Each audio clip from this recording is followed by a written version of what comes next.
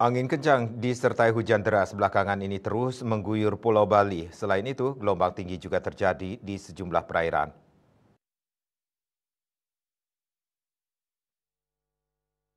Menurut Prakirawan Cuaca BBMKG Wilayah 3, Diana Hikmah yang dihubungi Rabu 11 Desember 2024, saat ini memang terbentuk 3 bibit siklon di Samudra Hindia Selatan wilayah Indonesia.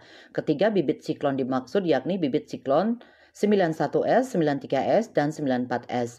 Berdasarkan data historis, kemunculan bibit siklon di belahan bumi selatan merupakan hal yang wajar terjadi pada Desember seperti saat ini.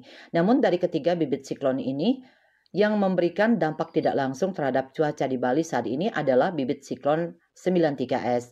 Dampak tidak langsung dari bibit siklon 93S adalah terbentuknya pola pertemuan angin di wilayah Bali NTT yang mendukung pertumbuhan awan-awan hujan serta meningkatkan potensi angin kencang. Selain itu juga menyebabkan adanya peningkatan tinggi gelombang laut di perairan selatan Bali.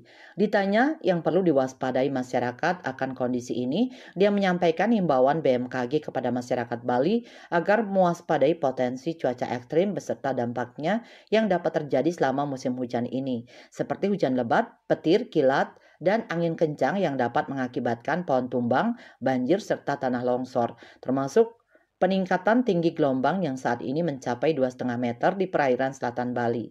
Sementara pantauan di lapangan, hujan deras terjadi di wilayah Kuta Selatan mengakibatkan sejumlah wilayah kembali banjir, seperti yang terjadi di Simpang Taman Kria yang kembali banjir dan di sebelah utara Hotel Mulia Nusa Dua.